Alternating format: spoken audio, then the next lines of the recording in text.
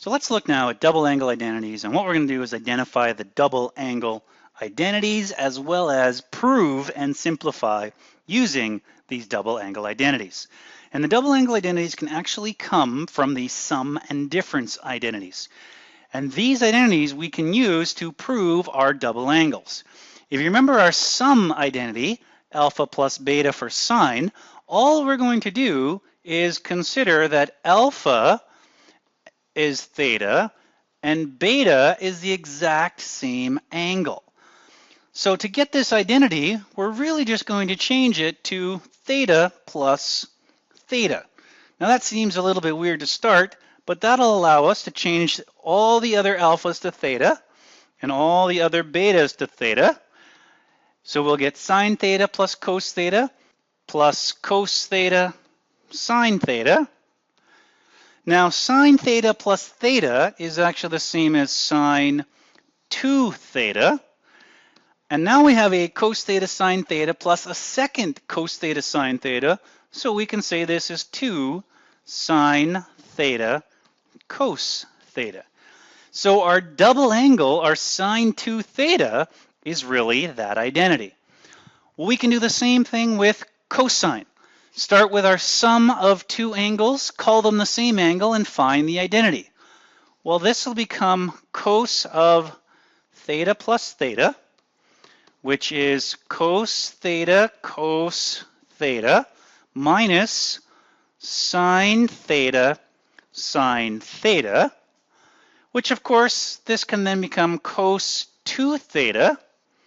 And cos theta is really the same as cos squared theta minus sine squared theta. And there's our identity for cos 2 theta. Cos squared theta minus sine squared theta. But we can use this identity to actually find other identities. Remember, cos squared theta plus sine squared theta is equal to 1. So if we wanted to take this double angle identity, we could take the cos squared theta and minus, well, replace sine squared theta with 1 minus cos squared theta, just using one of those corollary identities from sine squared plus cos squared. Expanding this out, we get cos squared theta minus 1 plus cos squared theta, and we now get a second identity of 2 cos squared theta minus 1, and there's a second possibility for cos of 2 theta. Well, we're not limited to those two. We got one more that we can use.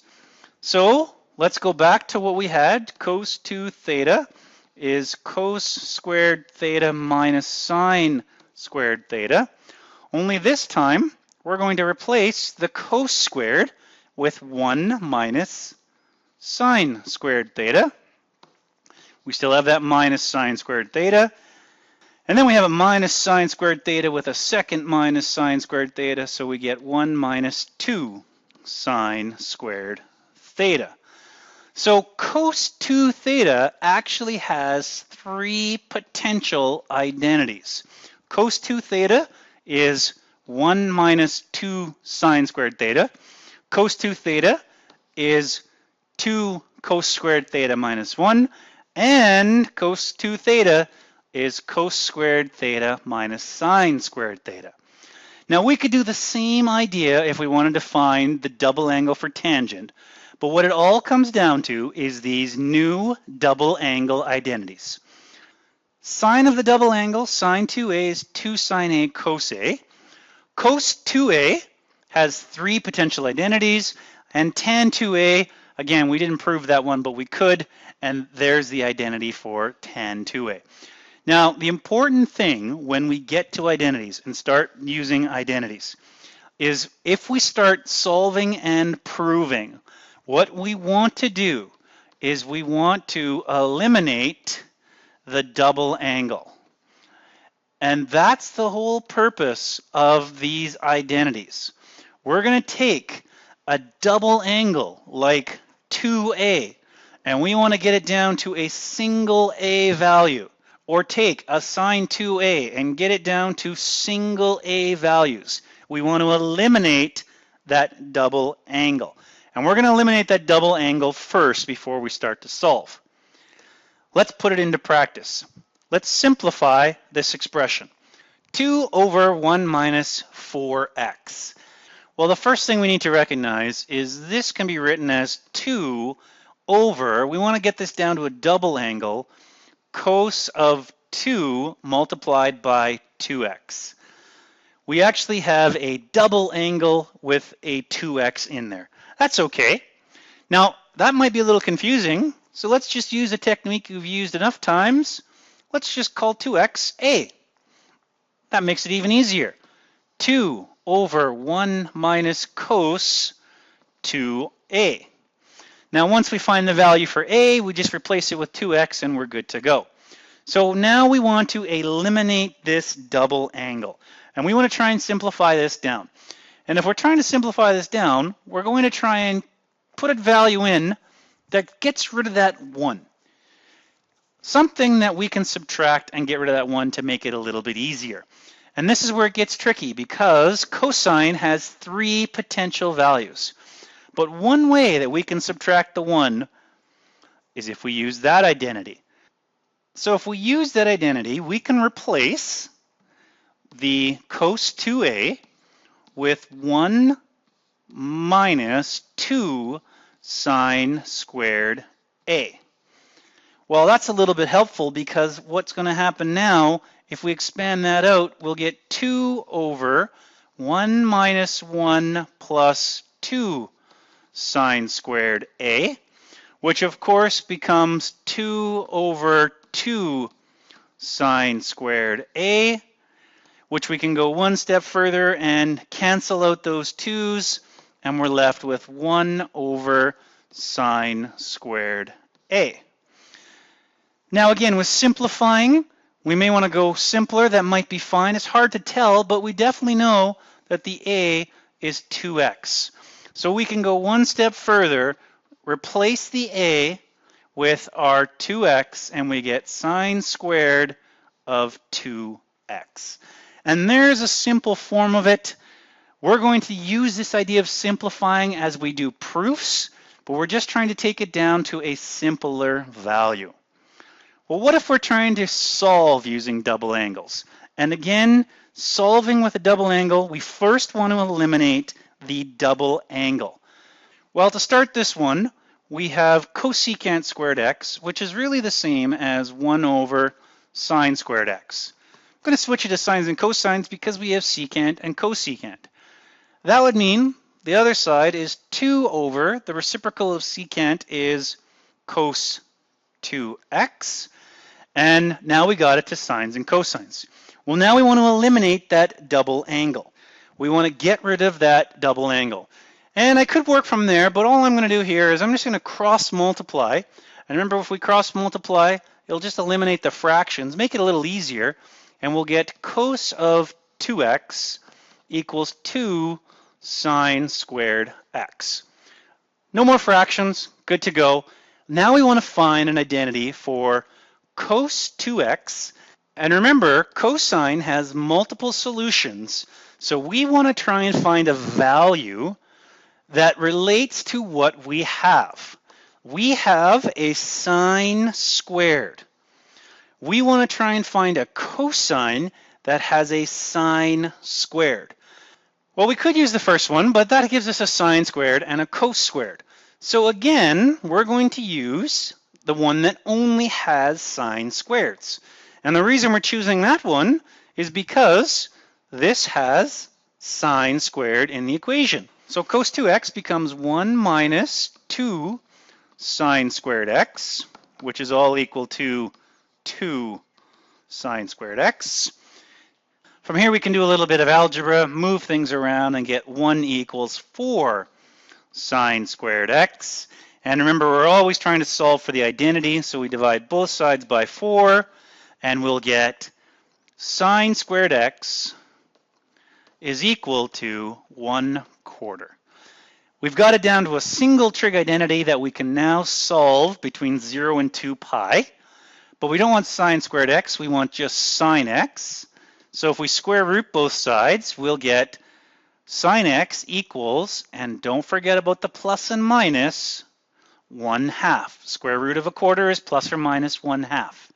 And now we want to find the exact values for sine x equals plus and minus 1/2. Well, we've done this a number of times. The only difference here is now it's positive or negative, which means we are in all 4 quadrants. All 4 quadrants are possible. Sine is opposite over hypotenuse, which we know then the reference angle, it's a 1, 2, root 3 triangle. Our reference angle would then be pi over 6. And each of those triangles would have that reference angle, and from there we can easily generate our x solutions. X would then be our reference angle, pi over 6, 5 pi over 6, quadrant 3 is 7 pi over 6, and quadrant 4 is 11 pi over 6. So we just generate those solutions, we can find those exact values, but the main purpose is to get rid of the double angle first. Well, let's try one more, and let's go with this proof. Proving these values that involve double angles. Now, we've done a number of proofs already. The important thing when we have a proof with a double angle is we first eliminate the double angle, do the double angle first, and when we have options of double angles, sine 2x and cos 2x, always start with the one we know, sine 2x. Cosine has multiple identities. We don't know which one to put in. It would just be a guess and check. So we can start with sine 2x. And if we change sine 2x, we should have an idea of what to change the cos 2x with. Because I want to start with my double angle identities first, I'm going to work on this side, and we'll get 1 minus cos 2x, and just change that sine 2x to its identity 2 sine x cos x. Well, at this point now we have to decide which identity to switch. And we're trying to get a 1 minus sine x on the other side. So we know that cos 2x has to switch into sine x somehow. Again, pretty big clue that we need an identity that has sine x in it. And when in doubt, just take the identity that has the sine x in it. 1 minus 2 sine squared x over 2 sine x cos x. Now, when we're doing a proof, that might work and it may not, but we at least now know we have a sine x in the numerator. Well, from here we can simplify a little bit. We have that 1 minus 1, which is going to disappear, and the numerator will just be 2 sine squared x over 2 sine x cos x. And then this is helpful because the 2's are going to cancel. One of the signs in the numerator is going to cancel out with one of the signs in the denominator, and we're just left with sine x over cos x.